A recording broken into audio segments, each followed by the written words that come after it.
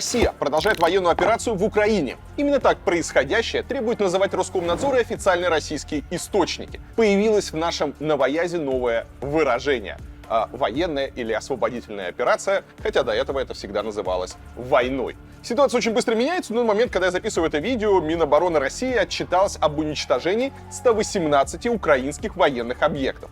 Понятно, что все это не пройдет для России без последствий. На данный момент сколько-то положительно действия России оценивают разве что белорусский диктатор Александр Лукашенко и власти Никарагуа, куда в разгар боевых действий отправился вице-спикер Государственной Думы Вячеслав Володин. Да, ребята, найдите на карте Никарагуа. США, Евросоюз, Япония и многие другие страны, даже те, которые были относительно лояльны России, наши партнеры, можно даже, не знаю, даже далеко ходить не надо, можно взять Армению, можно взять Казахстан и так далее, все выступили либо с резким осуждением военных действий, либо с таким неодобрением более-менее корректным. Но никто Россию не поддержал. Президент США Джо Байден пообещал наказать Россию самым жестким пакетом санкций в истории. Их список был озвучен в четверг, а в пятницу к санкциям присоединился Евросоюз. Санкции – наверное, главное слово этого года. Западные политики угрожали России санкциями в случае нападения на Украину. Наши политики смеялись и откровенно обезьяничали. Кто-то выставлял санкции как нечто уже предрешенное, на что можно не обращать внимания. Санкции будут вводить в любом случае. Есть какой-то повод сегодня, вот, допустим, связанный там с событиями на Украине, или нет такого повода, он будет найден. Другие соревновались в остроумии. Наложили в квадрате. Сначала они штаны наложили, потом наложили санкции. А мы что сделали? А мы на их санкции наложили. Такое поведение наших чиновников понятно. С одной стороны, они пытаются выставить санкции Запада не как ответные меры на беспредел российской внешней политики, а как что-то обычное и неминуемое, что-то, что от нас не зависит. С другой стороны, они демонстративно пытаются показать, что нам все санкции нипочем, и мы все весело и задорно переживем. Ну а если и не переживем, то, как мы помним... И мы как мученики попадем в рай. А они просто сдохнут. На самом же деле в санкциях нет ничего хорошего, и тем более ничего смешного, потому что они отражаются на жизни каждого из нас. В сегодняшнем ролике я бы хотел разобрать те санкции, которые уже ввели против России, и те, которыми только угрожают, а также объяснить, как все это отразится на нашей с вами жизни. Ну а перед тем, как вы начнете смотреть этот ролик, я хотел бы напомнить, что у меня есть новостной канал в Телеграме Варламов Ньюс, это надо вбить в поиски. И там оперативно мы выкладываем все новости, которые приходят по ситуации с Украиной. Хотите быть в курсе, в вашем телефоне новости, мы все проверяем, никаких фейков, оперативная проверенная информация. Подписывайтесь на телеграм-канал Варламов Ньюс.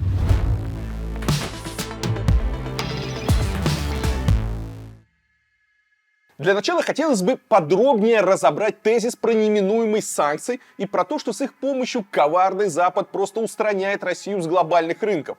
Это довольно излюбленный штамп российской пропаганды. Конечно же, это глупости. И подобные рассуждения, они больше походят на рассуждения алкоголика, который оправдывает свое пьянство тем, что все равно все рано или поздно умрут. Поэтому какая разница, что он бухает. И здесь нужно понимать один важный момент. Санкции невыгодны никому, потому что Россия — это не Северная Корея. Россия — это довольно крупная страна с большой экономикой и ресурсами, которая в мировой экономике играет важную роль. И любые санкции против России, они бьют ответом по той же Европе. Кризис в России отражается ростом, цен на энергоресурсы, и у простого немца дома становится немножко холоднее, а у француза дорожает бензин. Давайте разберем, почему тезис о неминуемости санкций, он ложный. Все потому, что санкции невыгодны никому. Европе выгодно торговать и дружить с Россией. Европейским городам, нужны российские туристы с их деньгами. Европейским компаниям нужен наш рынок сбыта. Россия довольно большая страна, мы находимся рядом. И всем довольно выгодно, когда между странами нормальные отношения. Но тогда же зачем они вводят санкции, спросите вы? Это крайняя мера, которая может хоть как-то повлиять на то безумие, которое происходит. Если кто-то начинает в Европе глобальную войну и устраивает передел сложившегося миропорядка, нельзя промолчать. Цель санкций — обрушить российскую экономику, чтобы у Путина было меньше ресурсов на военные авантюры, или, как он это называет, военные спецоперации. Еще раз, эта история не односторонняя. Именно поэтому мы даже сейчас наблюдаем санкции очень осторожные. Все потому, что Запад сейчас пытается, с одной стороны, нанести максимальный урон Путину, при этом случайно не отстрелить себе там ногу и не отпилить сук, на котором он сидит. Именно поэтому, например, вот обратите внимание, что США, например, не ввели санкции против алюминиевого сектора, который так важен для американского ВПК. Еще одна цель санкций — это надавить на элиты в надежде, что они откажут в своей поддержке Путину. Европа прекрасно понимает, что российские элиты в большинстве своем не связывают свое будущее с Россией. Но они покупают недвижимость в спокойной Европе, их дети учатся за границей, они привыкли отдыхать где-нибудь там на Лазурном берегу, и сами все прекрасно понимаете. И угроза встретить свою старость в России, лишиться, не знаю, своих активов, может немножечко отрезвить окружение Путина. Но нас с вами, конечно, интересует не то, что Соловьева лишат его роскошной виллы на озере Кома, а то, как санкции отразятся на жизни простого человека. Как я уже сказал, эффект от введения санкций почувствует на себе каждый. Есть моментальная реакция. Например, после начала войны курс доллара подскочил до 90 рублей, и акции российских компаний упали на десятки процентов. Что это значит?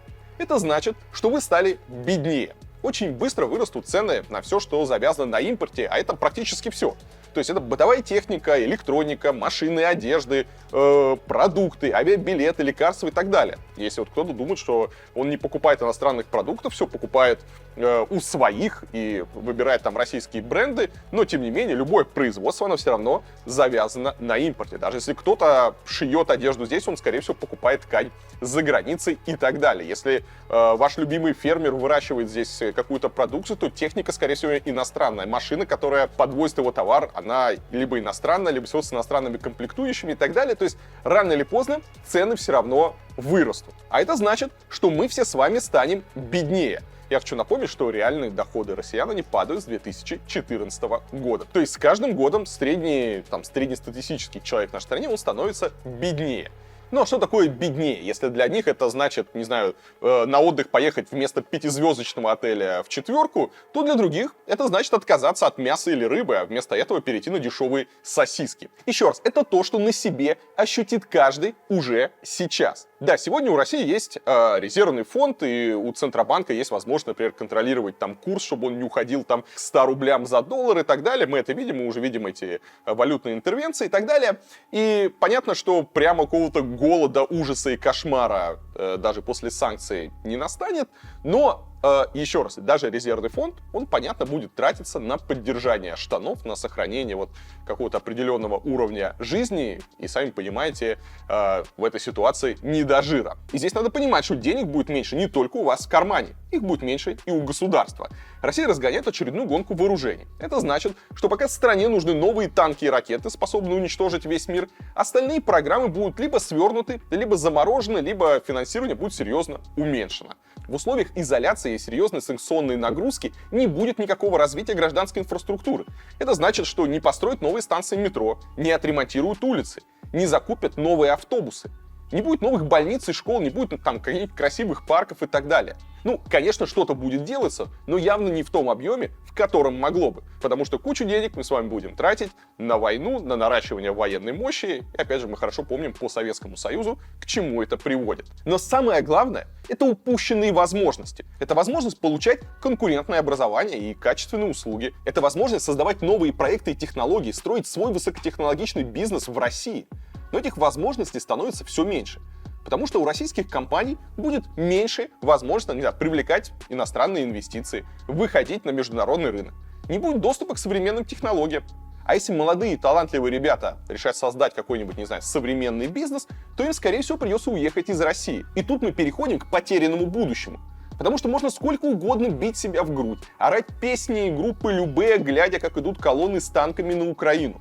Но война в современном мире — это не только танки, но и мозги. И отток мозгов, который, безусловно, только усилится после всего этого, это тоже поражение России. Чем меньше становится возможностей внутри страны, чем меньше гарантий, чем меньше той самой пресловутой стабильности, тем больше людей собирает чемодан и уезжает. У нас очень много талантливых, классных ребят, которые создают там уникальные продукты. И я уже рассказывал, я много раз был в Кремниевой долине, и куда ты в какой офис не приди, не знаю, там Google, Apple, там Tesla, куда угодно, всегда будут наши ребята. Так вот, в долгосрочной перспективе все вот эти вот санкции, которые выглядят чем-то непонятным, они скажутся в том числе и на оттоке мозгов. Давайте конкретнее посмотрим на те санкции, которые уже ввели и которые собираются ввести. Первыми под санкции попали депутаты Госдумы, которые еще 15 февраля проголосовали за признание независимости ДНР и ЛНР. О санкциях в отношении них стало известно еще до начала военных действий. Кроме них в список попали еще 27 физических и юридических лиц. Так США и Евросоюз применяют точечные меры к российской элите. Это такой явный сигнал, что те, кто замешан, те, кто принимает эти решения, те, кто голосует, они попадут под санкции. Я думаю, что депутатам Госдумы, как и предыдущему их поколению, попадание в санкционный список грозит тем, что они персоны нон-грата, и было уже объявлено, что речь идет даже не только о каком-то замораживании счетов собственности и так далее, но и о том, что даже транзитом их Европейский Союз пропускать не собирается. То есть для них это очень существенное ограничение не только в возможности хорошо проводить время, посылать детей на Запад и так далее, но даже и в их служебной деятельности. Мы сейчас видим только, собственно, начало вот этой последней волны санкций, которая несравнима по своему объему, касается не только элиты, а касается каждого рядового гражданина. Но вот самого Владимира Путина, который принял решение начать военную спецоперацию, в санкционном списке США изначально не было. Джо Байден кратно высказывался о возможности санкций против российского президента, но вводить их сразу не стал. Его хотели внести в санкционный список Соединенные Штаты. Мне кажется, это чисто символический жест, который не имеет большого значения для жизни страны и абсолютно незначим в плане санкций и несопоставим с теми колоссальными, затратными, тяжелыми санкциями, которые уже введены. Я думаю, для него не будет никаких реальных ощутимых ограничений. Это просто очень сильный ход, демонстрирующий то, что Путин не рассматривается Западом и цивилизованным миром как лидер большой страны, достойный уважения, и это будет демонстрацией того, что он рассматривается как военный преступник. Однако затем позиция Запада поменялась. Ввести личные санкции против Путина решил Евросоюз. Решение поддержали США, Канада и Великобритания. Внесение в санкционный список предлагает заморозку всех активов президента России в этих странах.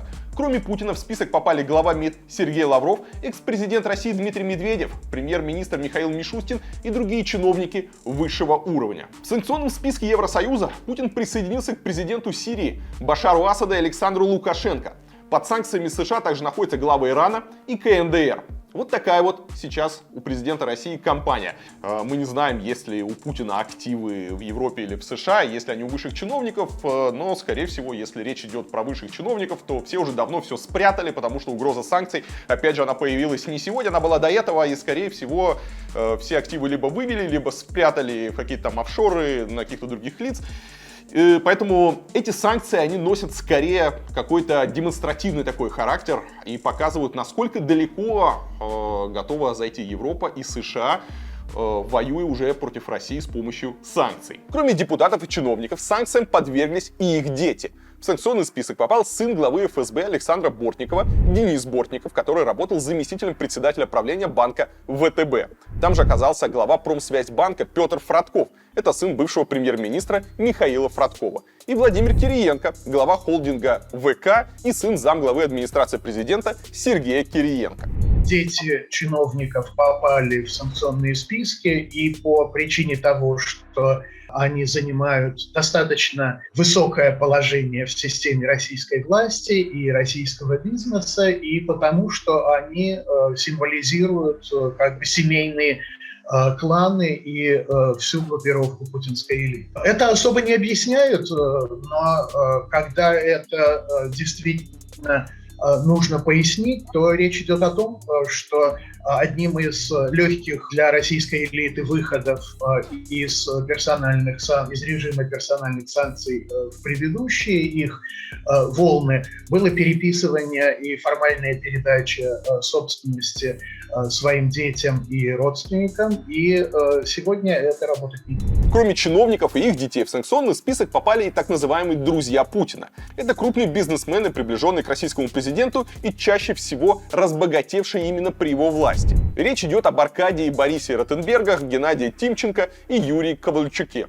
К сожалению, Запад уже достаточно давно занимается в связи с идеями вводить санкции против ближайшего окружения лидера, а не только против чиновников, давно занимается изучением того, каким образом выглядит эта группа ближайшего окружения Путина, и есть огромное количество и таких академических работ, и расследований с этим связанных. Здесь могут быть какие-то ляпы, какие-то ошибки, но они, в общем, погоды не делают, и в целом эта картина, она достаточно известна и достаточно хорошо описана. С кем Путин больше общается, кто разбогател, кто является так называемыми путинскими олигархами и так далее. Мы должны понимать, что олигархов в классическом представлении, да, то есть крупных бизнесменов, которые влияют на принятие политических решений, в России давно нет. Есть госолигархи, да, те люди, которые совмещают политическую роль с контролем над значительными финансовыми потоками. И в этом смысле, мне кажется, действия Запада, они абсолютно логичны. Другое дело, что если речь идет о разрушении российской экономики вообще, то санкции, безусловно, будут распространены и коснутся и частного бизнеса. И есть логичное представление на Западе, что весь российский частный бизнес, крупный частный бизнес, так или иначе сотрудничает с государством, и поэтому уже является подозрительным с точки зрения введения санкций.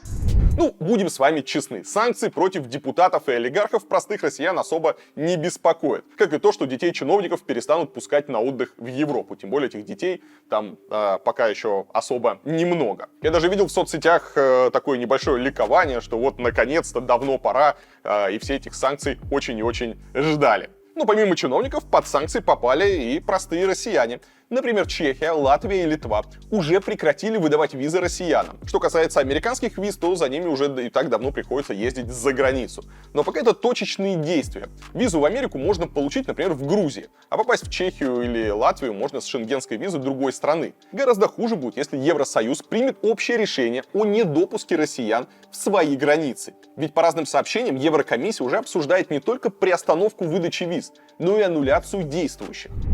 Обсуждается вопрос о запрете выдачи россиянам виз. Есть в повестке дня вопросы об аннулировании существующих виз, что еще более серьезно. Пока действуют отдельные страны по своему индивидуальному усмотрению, но это, в принципе, может быть принято и на уровне Евросоюза в целом. Что касается Соединенных Штатов, то без всякого юридического, формального запрета мы видим, что физические визы не выдаются, и в этом смысле этот режим уже работает. Пока россияне попасть в Европу еще могут, но вот многие страны уже закрывают свое небо для российских самолетов. Это Чехия, Польша, Болгария, Эстония, Латвия, Литва. И если посмотреть на карту, то становится понятно, что доступ российских самолетов в Европу сейчас возможен только через Петербург и Балтийское море. То же самое касается связи, например, с Калининградом, авиационного сообщения с Калининградом, потому что теперь над странами Балтии летать нельзя, поэтому российские самолеты будут делать теперь крюк, и время полета оно сильно вырастет, соответственно, билеты станут дороже и летать будет менее удобно. Под вопросом, кстати, железнодорожное сообщение, поскольку Литва ввела режим чрезвычайной ситуации, и этот режим позволяет закрывать в том числе транзитное сообщение, закрывать железнодорожное сообщение с Россией. И есть большая вероятность, что железнодорожное сообщение закроют, поэтому с Калининградской областью у России останется только морское и авиасообщение через Балтийское море. Ну а ранее правительство Британии запретило Аэрофлоту полеты в свою страну. На это Россия ответила запретом на прилет британских авиакомпаний. Вероятно, по Чехии, Болгарии, Польше и странам Балтии можно ждать аналогичных решений, да они и сами уже уже свои рейсы отменяют.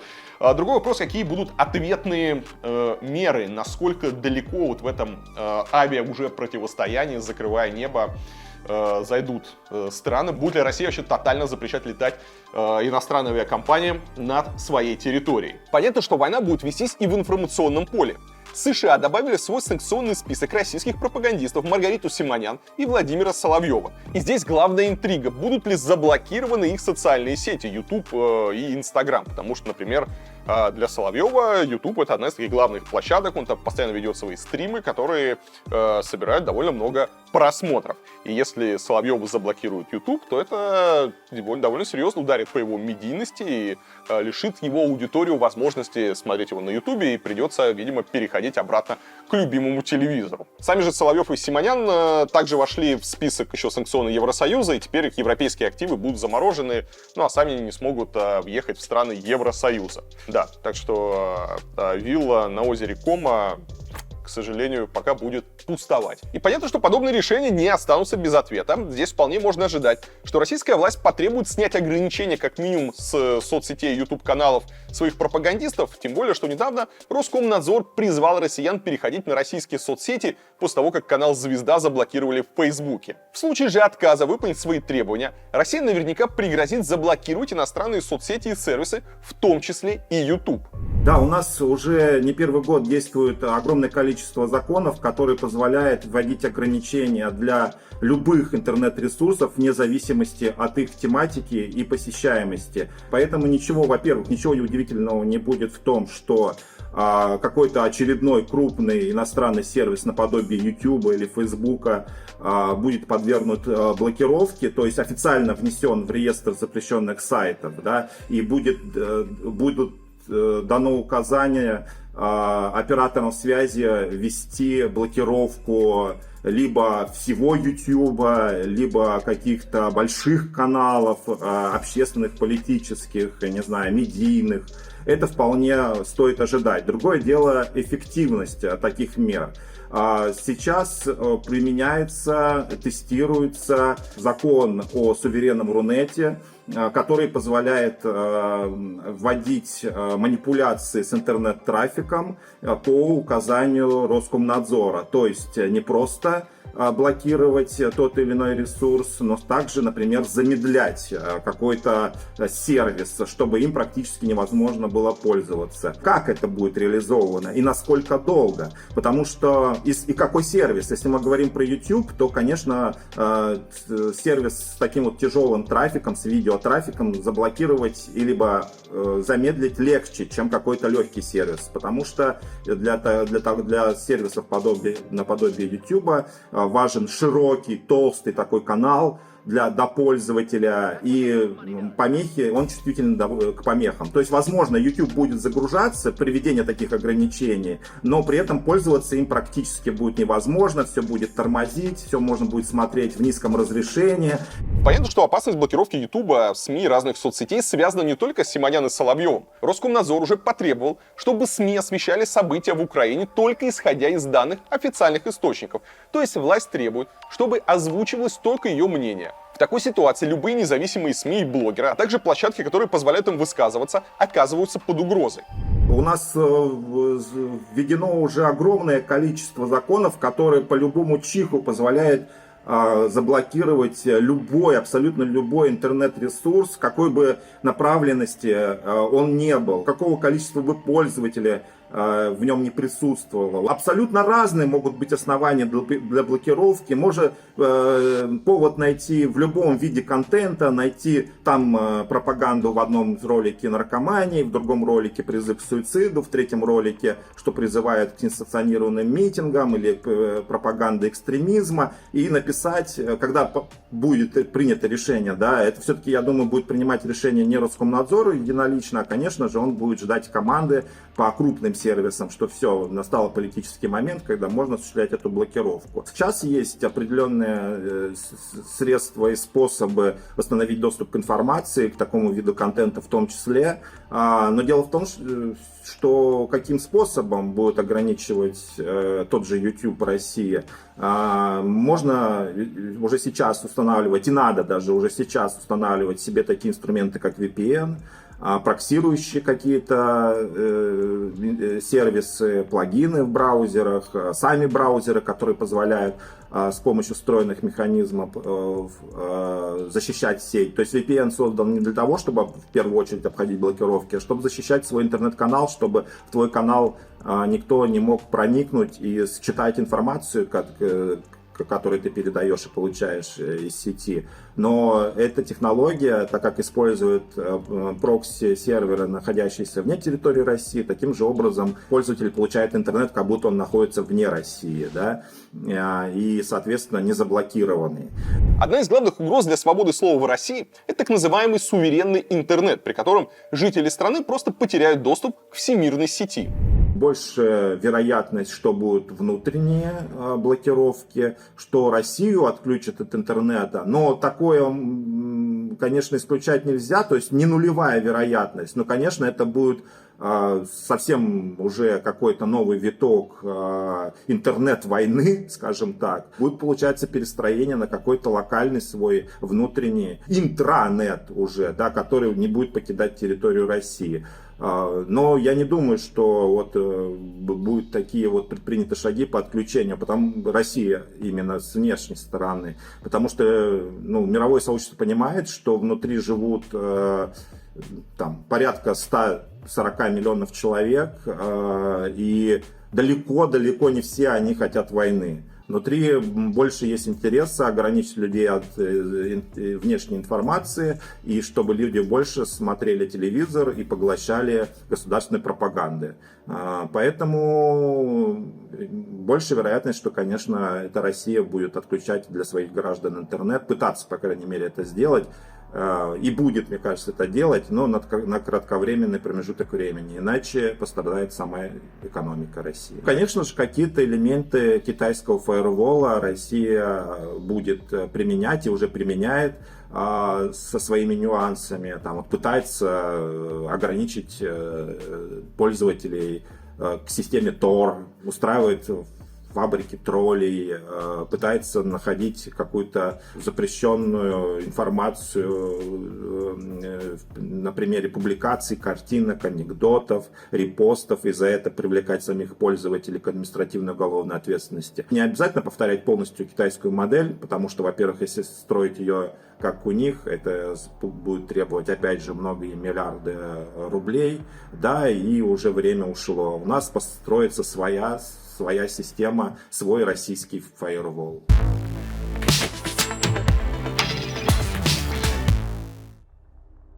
Понятно, что нынешние события не могут не сказаться на дипломатическом статусе России. Джо Байден в своей речи сказал, что отношения России и США практически разорваны.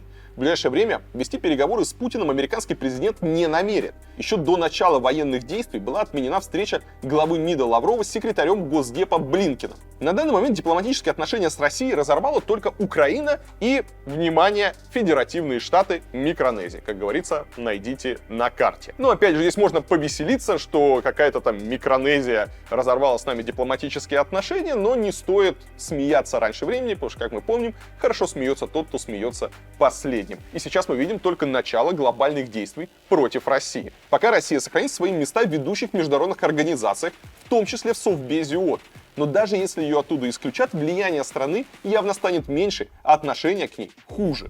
Я думаю, что это уже отношение почти воюющих стран, а не стран, которые поддерживают какие-то серьезные дипломатические отношения, но под влиянием каких-то осложнений их видоизменяют. Да? И так или иначе договариваться нужно будет, но есть разница между поддержанием нормальных дипломатических отношений и нормальной работы посольств и представительств, которые в отношении Соединенных Штатов мы давно уже не видим, и режимом военным, когда есть какие-то переговоры, когда есть какие-то спецпредставители, но вся обычная дипломатическая деятельность, она касается совсем не только договоренности там, между Белым домом и Кремлем, она касается решения огромного числа текущих экономических, культурных и прочих проблем, она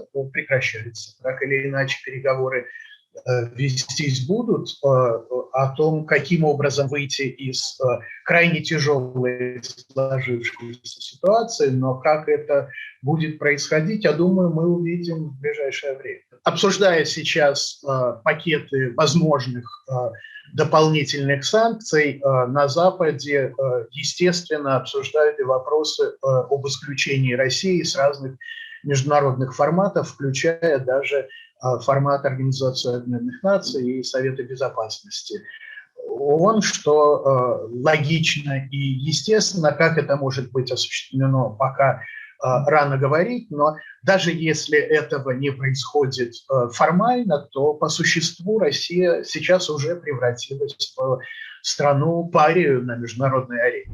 Другая сфера, по которой сразу был нанесен санкционный удар, это банки. Пока Россию решили не отключать от международной системы SWIFT, хотя такой ход обсуждался при введении возможного третьего пакета санкций. Чтобы вы понимали, SWIFT — это не платежная система, это главный и единственный универсальный канал передачи распоряжения о переводе денег и других ценностей между тысячами финансовых и нефинансовых организаций практически во всех странах планеты. То есть это такой мессенджер для банков, через который они оповещают друг друга об операциях. Внутри России есть своя система, называется она SPFS, а вот внешние торговые операции при отключении от SWIFT будут во многом приостановлены. Поэтому такую меру считают очень жесткой и прибегают к ней прямо уж совсем в крайнем случае. Сейчас же меры приняли против 5 российских банков. Это Сбер, ВТБ, Открытие, Совкомбанк и Новикомбанк. О них говорил в своей речи Байден. Великобритания, в свою очередь, ввела санкции против ВЭБ-РФ, Промсвязьбанка, Генбанка, Черноморского банка и Банка России. Понятно, что наиболее опасно здесь выглядят санкции против Сбера и ВТБ, которые теперь практически не смогут работать за границей. А Чехия уже закрыла 25 местных отделений дочки Сбербанка. Сбербанку закрываются все расчеты в долларах. То есть в течение месяца американские банки должны завершить со Сбербанком все операции и закрыть его корреспондентские счета. Это означает, что начиная с 26 марта по нью-йоркскому времени Сбербанк не сможет провести ни один долларовый платеж, и ни один из клиентов Сбербанка не сможет заплатить долларами и не сможет получить доллары на свой счет. Ну, собственно говоря, это еще цветочки. Ягодки, они же это банк ВТБ, у которого, помимо всего того, что делается со Сбербанком, у банка ВТБ замораживаются его долларовые активы. То есть все долларовые активы в валюте, депозиты, не знаю, ценные бумаги, вот все, что где есть название доллар, замораживается, и банк ВТБ не имеет возможности этим пользоваться. В общем, короче говоря, бардак для держателей валютных счетов обеспечен, а для Сбербанка и для ВТБ это означает резкое сжатие объема операций.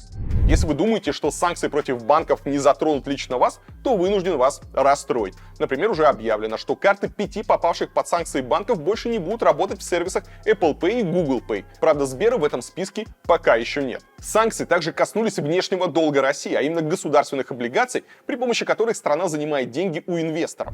Ну да, это, собственно говоря, и вводится, начиная с 1 марта, то есть уже через неделю, американские инвесторы не смогут покупать российские облигации, выпущенные после 1 марта. Да? То есть им закрывается вообще возможность какая-либо покупать эти бумаги на первичном рынке и на вторичном рынке. То есть то, что имеется на сегодня в портфеле, пожалуйста, держите до погашения, но никаких новых бумаг, пожалуйста, не покупайте. За последние, давайте лет 6, наверное, с 2016 года были периоды, когда весь прирост рынка гособлигаций финансировали иностранные инвесторы. Да? То есть все новые бумаги, которые Минфин выпускал, их скупали иностранные инвесторы. А был период, когда на долю иностранных инвесторов приходилось, например, 20%. Поэтому в целом сегодня последние данные, которые есть от Центрального банка, у нерезидентов вообще, не только американцев, а вообще у нерезидентов на руках примерно 19,5% от всего рублевого российского госдолга. Министерство финансов, то есть, грубо говоря, бюджета, это же то же самое, что Российская Федерация, в принципе, может обходиться без внешних займов, потому что в нынешнем состоянии, при нынешнем уровне нефтяных цен, там российский бюджет исполняется с профицитом. Это означает, что его доходы превышают его расходы. Ну и в принципе это означает, что Минфин в состоянии погашать все обязательства по ранее взятым долгам, ну, в общем, за счет тех доходов, которые он получает. Ну, в общем, не думаю, что для Минфина это будет вот при нынешнем уровне нефтяных цен большой проблемой.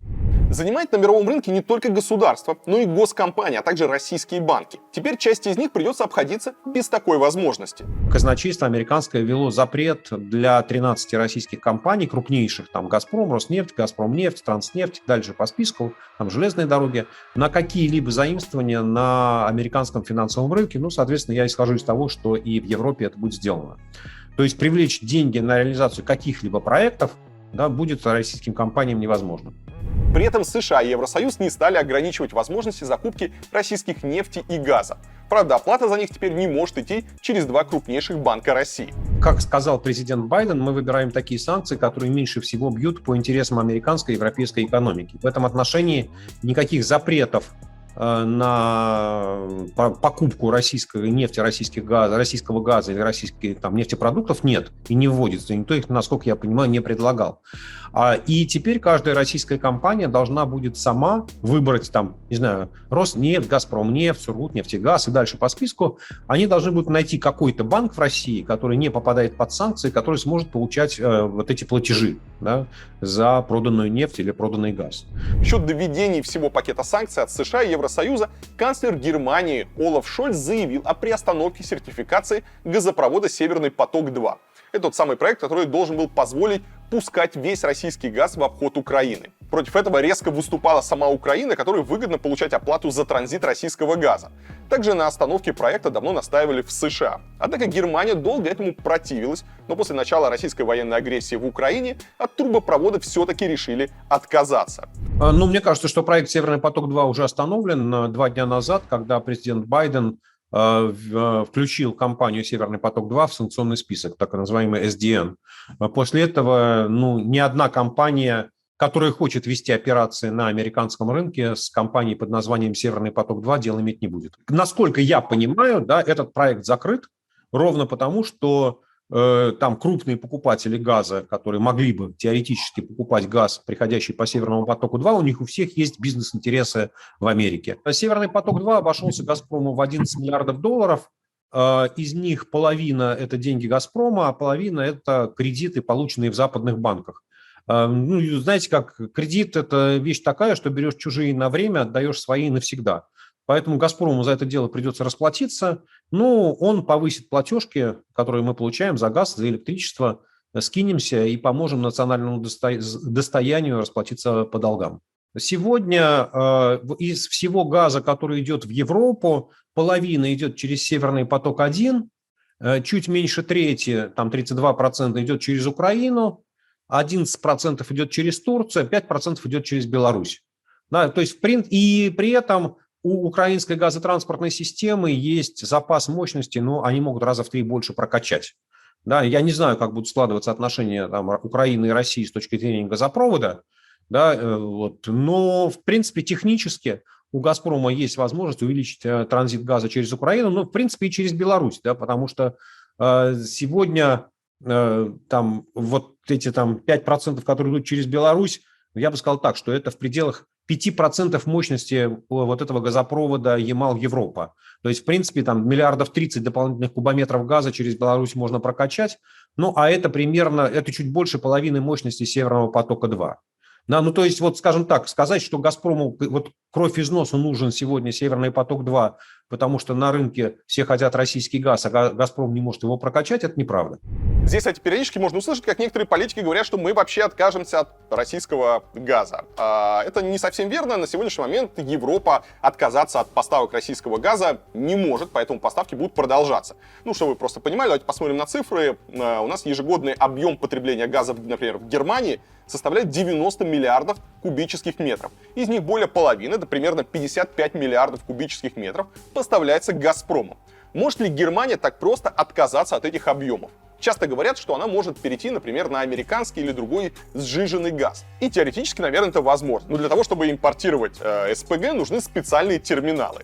В Германии их пока нет ни одного. Они собирались построить 3 терминала, но от одного уже отказались. Сейчас немцы планируют построить 2 терминала, которые позволят им принимать 20 миллиардов кубометров газа. Еще раз, Россия поставляет им 55 миллиардов кубометров, а они пока только строят терминалы, которые позволят принимать 20 миллиардов. Ну, чтобы вы понимали, терминал нельзя построить за один день, обычно это требуется минимум 5 лет. А с учетом того, как там согласуются проекты в Евросоюзе со всей этой евробюрократией и так далее, может уйти еще больше времени. Поэтому даже теоретический там отказ от российского газа — это дело там даже не завтрашнего дня. То есть если это произойдет, то произойдет явно не скоро. Но даже если построить терминалы по приему сжиженного газа, заместить российские объемы газа просто так не получится. Россия ежегодно поставляет в Европу в общей сумме почти 180 миллиардов кубических метров газа. В мире таких свободных объемов просто нет. Сжиженный газ просто так тоже на дороге не валяется, чтобы в любой момент можно было его просто взять и купить, особенно в таких гигантских объемах. Большая часть СПГ вообще поставляется по долгосрочным контрактам, и только 30% СПГ продается по так называемым спотовым контрактам, которые можно купить вот прямо здесь и сейчас. Ну и это не значит, что эти 30% никому не нужны и лежат просто так вот на полочке и ждут своего покупателя. На них есть спрос там со стороны Китая, Японии, Кореи и многих других стран. Именно поэтому недавно американцы убеждали эти страны отправить в Европу сжиженный газ, если у них есть какие-то свободные объемы. Но они только обещали подумать в этом направлении. Ну, естественно, ничего не отправили, потому что газ им нужен самим. Потому что, опять же, санкции санкциями, а когда дело доходит до бабла, до какой-то внутренней своей стабильности, все немножечко действуют уже иначе. Но, опять же, не забывайте, что у нас вроде как свободный рынок в мире действует на тот же самый газ, и возникает вопрос цены. Почти весь прошлый год и всю эту зиму на спотовом рынке газа были очень высокие цены. Вы наверняка слышали, если смотрели новости. Там цены превышали $1000 за 1000 кубических метров. А в условиях войны цены на углеводороды, то есть на газ и нефть, растут. Байден в своей речи о санкциях обещал, что американские компании не станут наживаться в этой ситуации, то есть не будут поддерживать рост цен на сжиженный газ, который поставляют в Европу. Но сделать это в условиях, опять же, рыночной экономики будет тяжело, потому что Байден, он не может приказать, когда газ там будет стоить $1500 или там $2000 за 1000 кубометров, нельзя приказать кому-то продавать их по 1000. Но это просто не рыночные отношения, и так не работает. В конце концов, цена на газ, так же, как и на многие другие товары, это соотношение спроса и предложения. Да, и сказать, что вот Соединенные Штаты кровь из носа там разобьются в лепешку, но удержат цены на газ, ну, я не уверен, что это вообще можно сделать.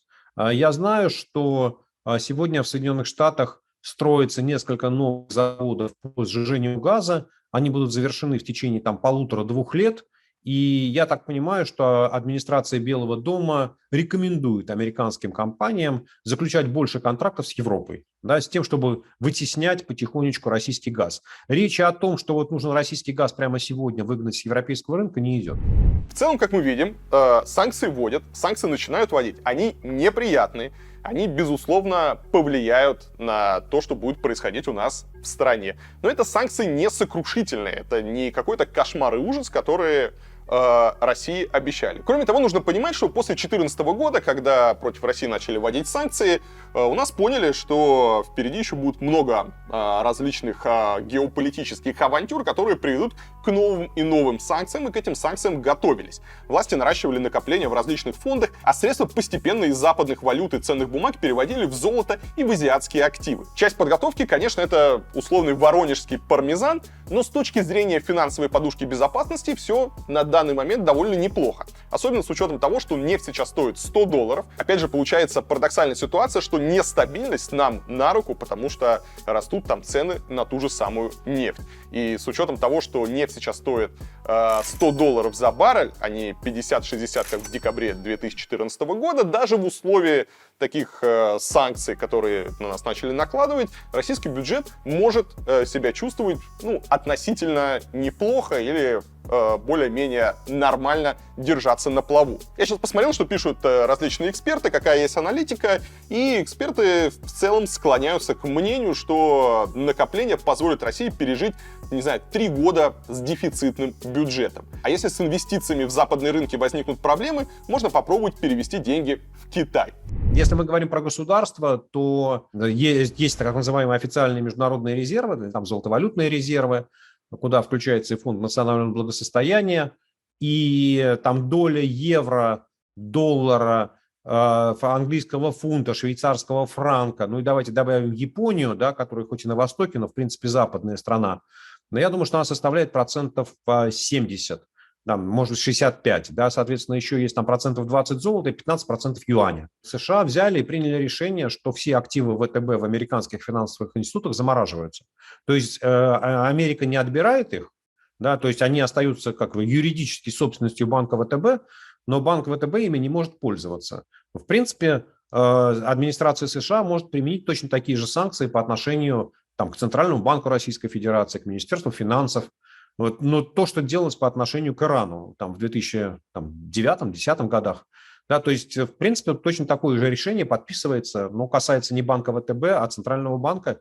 И после этого все счета Центрального банка будут заморожены, и все активы, которые, где написано, что владельцем этого счета или владельцем этого депозита или владельцем этой облигации является Центральный банк Российской Федерации, они все будут заморожены, и с них ничего нельзя будет забрать. Япония присоединится к режиму санкций, по крайней мере, вот те санкции, которые вводились там 2 дня назад в отношении ВЭБа, когда была признана независимость этих республик, Япония присоединилась к такому же режиму санкций. Думаю, что они присоединятся и сейчас к новому витку санкций, поэтому там японские ценные бумаги, они будут точно такими же с точки зрения риска, как европейские или американские. Китай не будет точно совершенно присоединяться к режиму санкций, но особенность китайского рынка состоит в том, что рынка ценных бумаг, что юань – это валюта неконвертируемая. То есть купить там можно, да, а вот когда вы купите какую-нибудь акцию, облигацию, да, при ограниченных условиях, вот, а купить ценные бумаги в юанях невозможно, потому что вы потом юань не выведете обратно, там, не знаю, в рубль. Нет ни одного банка, который может в больших объемах делать такую конверсию. Но государство это одно, а люди совсем другое, по крайней мере в России. В отличие от Минфина, у большинства наших граждан нет дома склада с золотыми слитками и нет никакой подушки безопасности, которая позволила им, да не то что 3 года, даже год пережить в условиях какого-то кризиса. У простого человека есть вполне банальные потребности, ему необходимо регулярно покупать себе еду, одежду, бытовую технику и бензин. Все то, что теперь наверняка подорожает из-за падения рубля. Если 10 февраля курс доллара был ниже 75 рублей, то 25-го он уже составлял почти 87 рублей. То есть рубль подешевел более чем на 15%. Здесь логично предположить, что настолько же вырастут цены на все товары, которые Россия покупает за доллары, евро, ну или любую другую валюту. Ну, смотрите, по российскому населению уже ударила девальвация. Да, вот девальвация рубля означает, что цены будут расти. И это вот еще там санкции даже не были введены, а это вот просто Путин начал войну, и тут же российское население получило бомбежку не только Воронежа, но и всех остальных городов, сел, поселков Российской Федерации. Мы не знаем с вами, когда эти санкции остановятся, точнее говоря, на чем остановится Владимир Путин, да, и как далеко он зайдет. Ну, потому что если предположить, что он там завтра проснется и встанет не с левой ноги, а с правой, и в 5 часов 40 минут утра мы с вами услышим сообщение, что я выполнил российская армия выполнила цель и вернулась в свои казармы, то это одна ситуация. Да? Если война с Украиной и убийство мирных граждан будет продолжаться еще 2 года, ну, я думаю, что там можете смело приписать еще 1 нолик к курсу доллара. Вот в краткосрочной перспективе курс доллара определяет Центральный банк. Он же сегодня с утра заявил, что он будет проводить валютные интервенции. И мы пока не знаем, да, сколько долларов Центральный банк потратил и как долго он готов тратить доллары для поддержания курса рубля. Да, соответственно, ну будем, как сказать, если Центральный банк продолжит политику информационной открытости, то мы с вами там, через 2 дня узнаем, во что это дело Центрального банка обошлось, и дальше можем взять его валютные резервы, которые в долларах, поделить на количество долларов, которые он потратил за 1 день, и сказать, ну вот через месяц у Центрального банка долларов не останется. Да, или через полгода, или через 2 года. Да, поэтому вот каким будет курс доллара, вот, что называется, в ближайшую неделю, это зависит только от Центрального банка и ни от чего другого. Есть еще одна сфера, которая неизбежно пострадает от санкций. Это высокие технологии. Президент США Джо Байден пообещал 2-кратно сократить объем ввоза высокотехнологичных товаров в Россию. Надо понимать, что Россия не способна самостоятельно производить современную технику. Неважно, здесь речь идет об айфоне или о медицинском оборудовании. Когда нам показывают какую-нибудь очередную там сколковскую разработку, смотрите, у нас йотафон и так далее, нужно понимать, что собирается он из иностранных компонентов. То есть от нас там в лучшем случае программное обеспечение и там пластиковый корпус. И здесь возникает вопрос, сможет ли Россия сама себя обеспечить? Россия обеспечивает себя, не знаю, процентов на 70 холодильниками, стиральными машинами. Но в этих стиральных машинах и в холодильниках есть микросхемы, которые произведены на оборудовании, которое произведено в Америке. И Америка может, по-моему, даже ввела вот сейчас эти санкции, да, если она говорит, нет, стоп, ребят, ни одна микросхема, которая произведена на оборудовании, которое произведено в Америке, в Россию попасть не может. И вот сегодня Россия себя обеспечивает там стиральными машинами на 70%, и там доля этих микросхем, не знаю, там 10, 5%, 3% от стоимости, но после того, как эти микросхемы в Россию перестают проезжать, там Россия не может собрать ни одной стиральной машины. А Россия, как и все страны мира, критически зависит от импорта высоких технологий. Глобальная экосистема не только в электронной промышленности, во всех высокотехнологичных отраслях, она предполагает участие в кооперации компаний самых разных стран. Ни одна страна в мире не может обеспечить себя, например, электронными компонентами только собственного производства. Ни США не может, ни Китай не может, тем более Россия. Все сферы, связанные с развитием высоких технологий, интегрированы в глобальный рынок, в глобальное разделение труда. Чтобы создавать лучшие решения, нужно использовать самые передовые технологии. В каждом технологическом направлении свой лидер. Нет ни одной страны, где все эти лидеры сосредоточены в одном месте. Это в разных случаях разные страны. Поэтому хочешь создавать конкурентоспособное решение, хоть в военной, хоть в научной, хоть в гражданской сфере, ты идешь, обращаешься к технологическим лидерам. Они в разных странах. Да, все от всех зависит, еще раз могу это подтвердить. Понятно, что от импортной электроники сильно зависит российское производство. Но не только оно.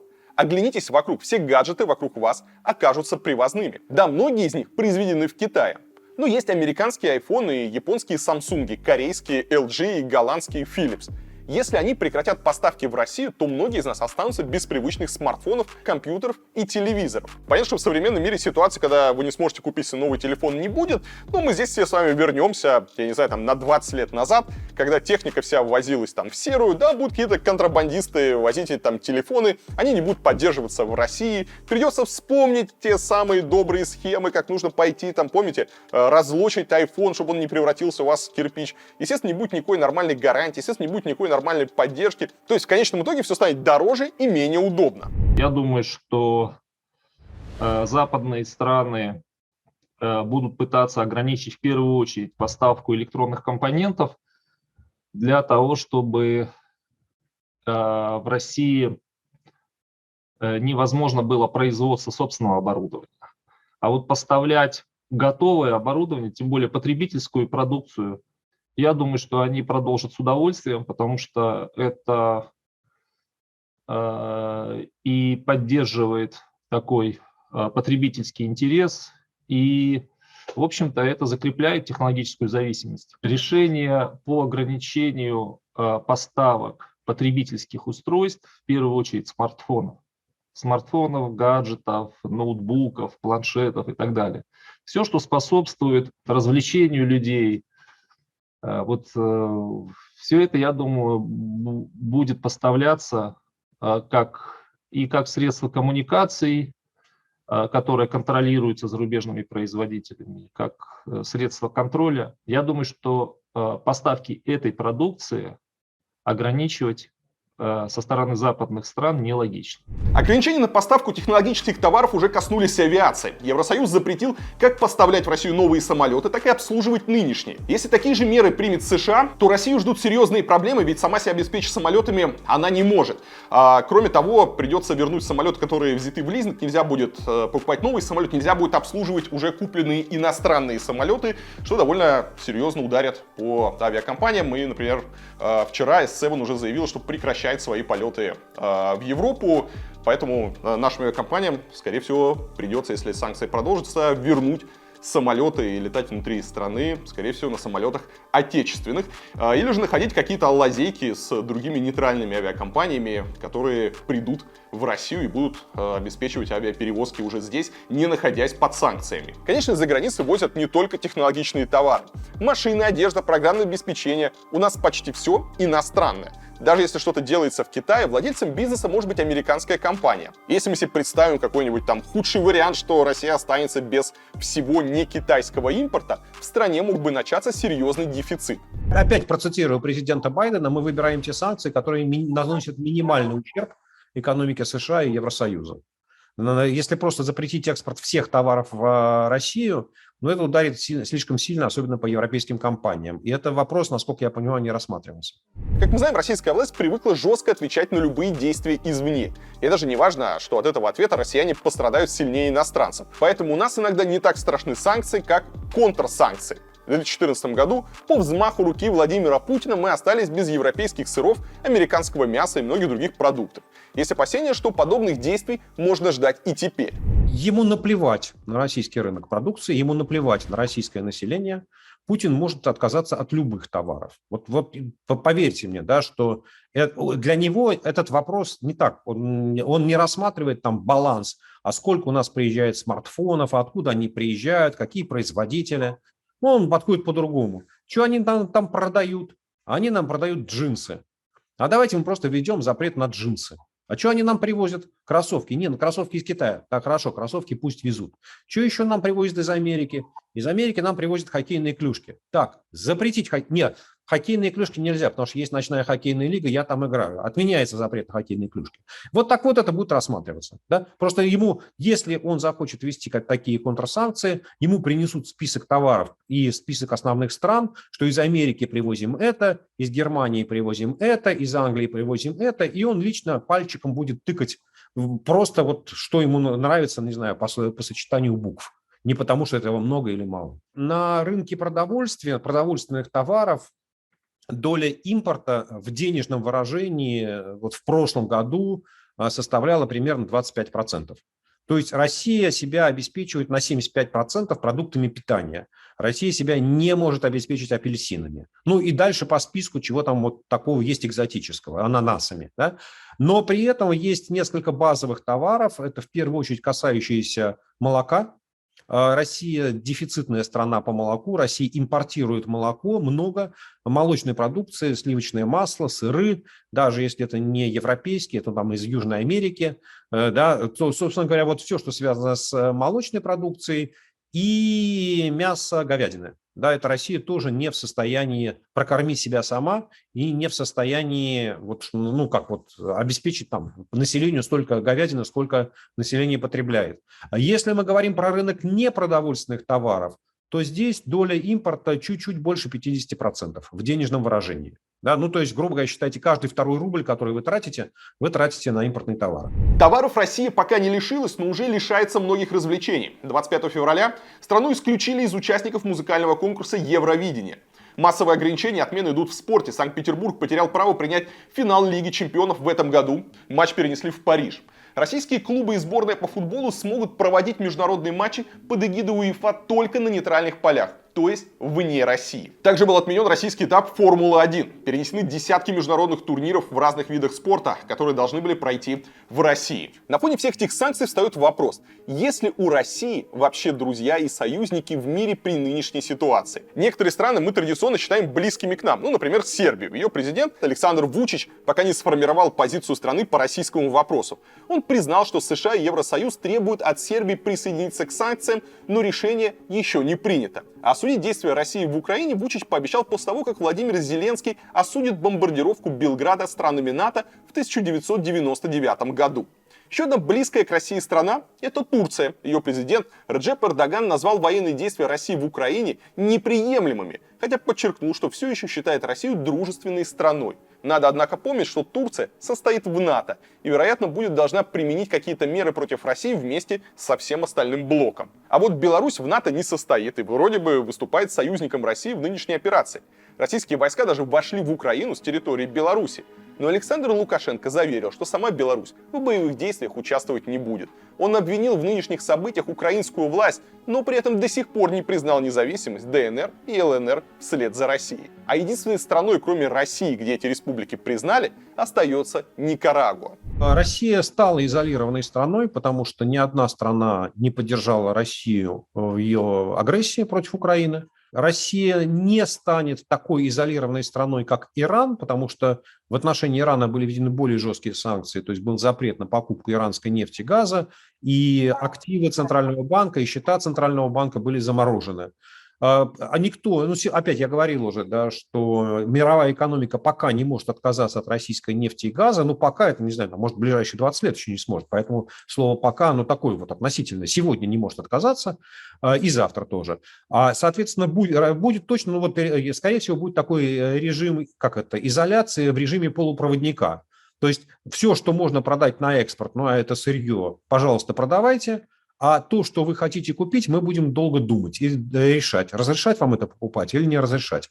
Да? И очень хорошо понятно, что технологический разрыв между Россией и остальным миром, ну, будет расти, что называется, прямо на наших глазах. И там лет через 10 мы с вами поймем, что вот мы вернулись к состоянию такого Советского Союза, да, когда в Советском Союзе тоже были легковые автомобили, тоже были цветные телевизоры, но они ничего общего не имели с легковыми автомобилями и телевизорами, которые выпускались в Европе или в Америке. Конечно, говоря о союзниках России, все в первую очередь думают про Китай. Это богатая страна, вторая экономика мира с сильной банковской и финансовой системой. А русские с китайцами, как известно, братья навек. Может быть, Китай сможет нам помочь, ну, так сказать, подставить плечо в трудную минуту. Ну, мы же с Китаем стратегические партнеры в конце-то концов. К сожалению, я бы особо не надеялся, что Китай нам так уж как-то поможет.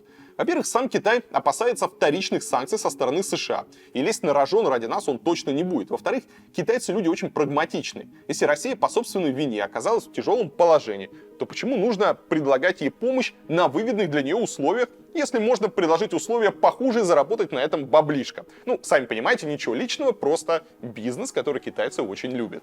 То, что Китай не выразил четкой позиции, с одной стороны, не критикует Россию по поводу того, что Россия творит сейчас на украинском направлении, и, с другой стороны, не поддерживает это на самом деле та самая китайская позиция по отношению вообще несостыковок во внешней политике с Россией.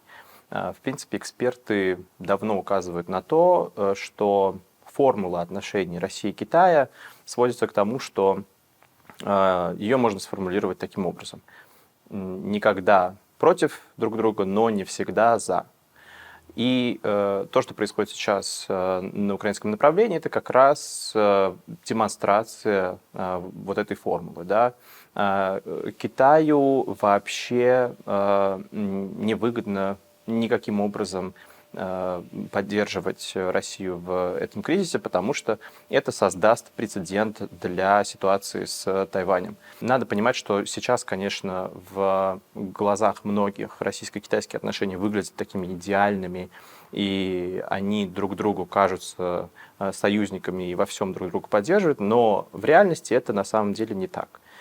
Есть вопросы, по которым Китай не согласен с Россией, и, скорее всего, то, что сейчас происходит на границе с Украиной, это, конечно, может не нравиться Пекину, но во внешней политике это никак не будет ярко выражено. Китай будет предпочитать скорее игнорировать эту тему. В лучшем случае будет просто высказывать какие-то общие формулировки и винить во всем Соединенные Штаты Америки, с которыми у них у самих отношения ухудшаются.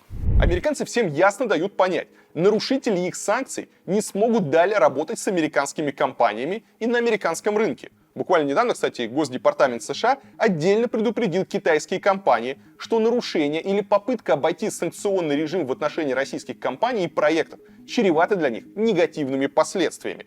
Китайцы этот намек, кстати, поняли. Они вообще люди очень осторожные и прагматичные. А самое главное, им есть что терять. По данным агентства Bloomberg, на конец 2019 года у 4 крупнейших китайских банков объем долларовых активов превышает 1,1 триллиона долларов.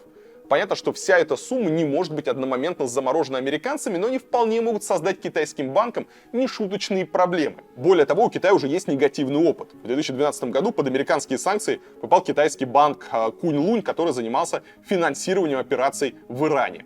Мы уже видели, как китайские компании, китайские банки вводили, не публично вводили санкции против России, да, то есть не было такого, что выходил какой-нибудь китайский чиновник и объявлял санкции Российской Федерации или присоединялся к западным санкциям. Такого не было. Но китайские компании отказывались работать с российскими компаниями, оказавшимися под санкциями. Китайские компании даже отказывались работать с российскими физическими лицами. Были случаи, когда гражданам России просто отказывали в том, чтобы открыть, например, банально карточку в каком-нибудь китайском банке, как раз из-за того, что китайские корпорации боялись влияния санкций на их экономику тоже.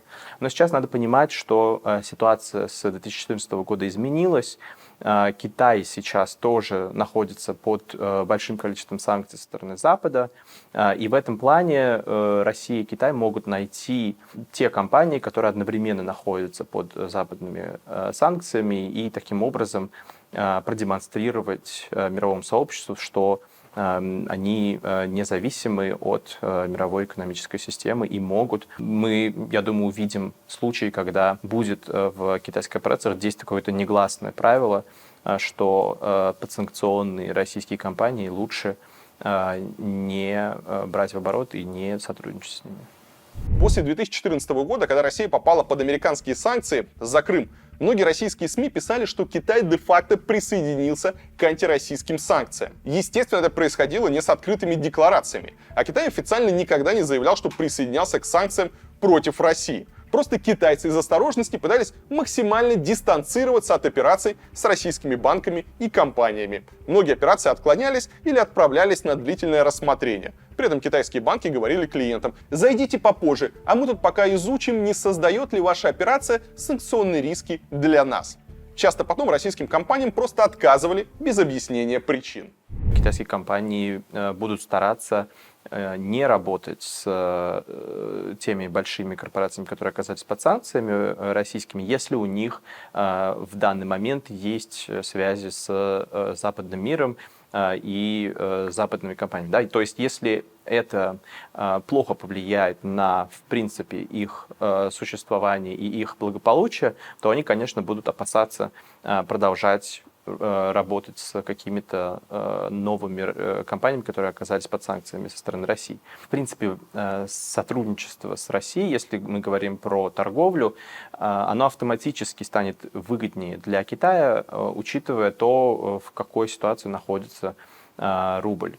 Да, чем сильнее рубль падает, тем выгоднее становятся российские товары, произведенные здесь в России, для Китая и вообще для любых других импортеров. Здесь не стоит думать, что это китайцы такие плохие друзья или специально хотят нам втихую нагадить. Нет, просто никто не будет впрягаться за Россию. Логика тут такая: ребята, вы сами облажались, а мы тут ни при чем. Зачем нам подставляться из-за ваших авантюр? Тут надо еще понимать, что китайцы ведут себя осторожно не только по отношению к России.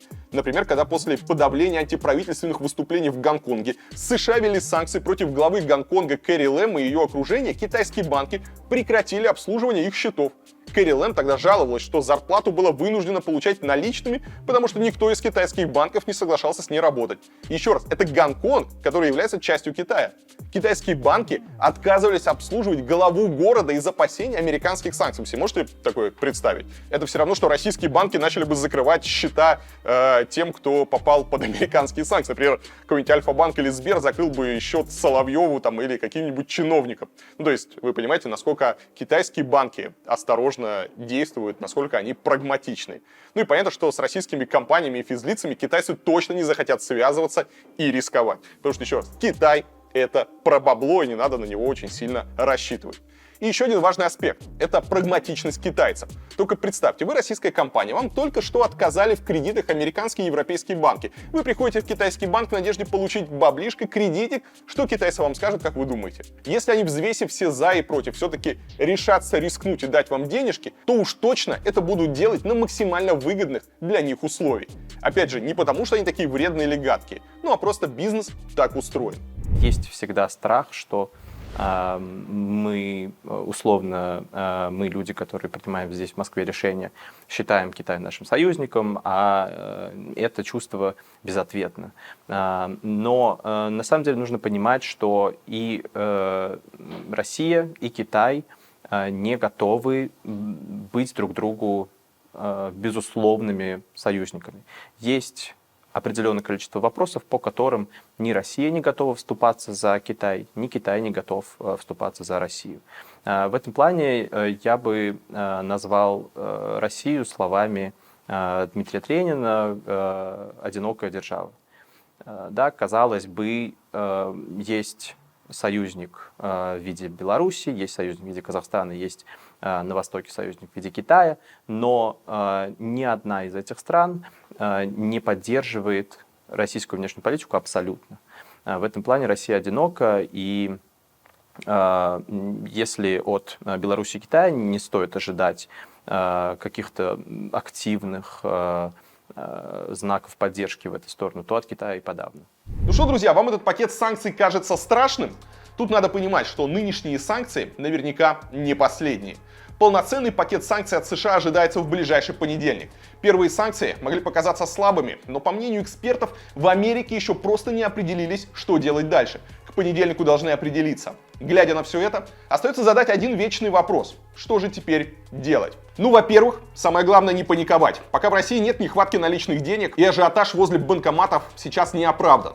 Срочно закупаться иностранной валютой тоже, наверное, не обязательно. А вот о запланированных крупных покупках, наверное, стоит подумать. Если вы собирались купить, не знаю, машину, то лучше поторопиться, ведь в ближайшее время она, скорее всего, подорожает. Сложнее ситуация с недвижимостью. В ближайшее время на рынке жилья ожидается резкий всплеск, который приведет к скачку цен. А вот затем, по прогнозам экспертов, жилье может значительно подешеветь. Например, потому что Россия станет менее привлекательной для трудовых мигрантов, а будет меньше кредитов, соответственно, упадет спрос на новую недвижимость. При этом резкой сокрушительной инфляции в ближайшее время не ожидается, пока резервов Центробанка должно хватить для сдерживания роста.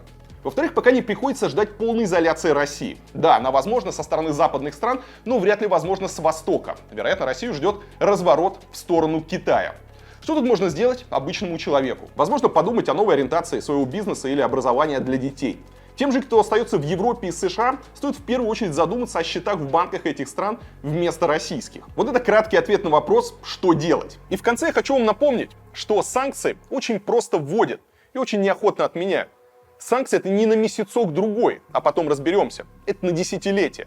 Это наследство, которое мы оставим нашим детям и внукам. Сегодня пропагандисты пытаются нас убедить, что патриот должен затянуть поясок, что и не такое переживали, и что мы выстоим, да еще всем покажем. Вас пытаются убедить, что главное — это военная мощь, что нас боятся. И многие люди в это охотно верят, но это не так. То, что сегодня происходит, это ничем не оправданное безумие. Это попытка удержаться у власти любой ценой, даже ценой будущего России. Мне бы очень хотелось, чтобы Россия была частью глобального мира, чтобы талантливые и умные люди хотели поселиться у нас, развивать здесь свои проекты, растить здесь своих детей, чтобы Россия была богатой, свободной и справедливой, чтобы русский человек был уверен в завтрашнем дне. Но, к сожалению, мы свернули на совсем другой путь. В ближайшие годы, а возможно и десятилетия, не будет ничего хорошего, и нам предстоит очень много работы, чтобы хотя бы вернуться к тому состоянию, в котором мы были еще вчера.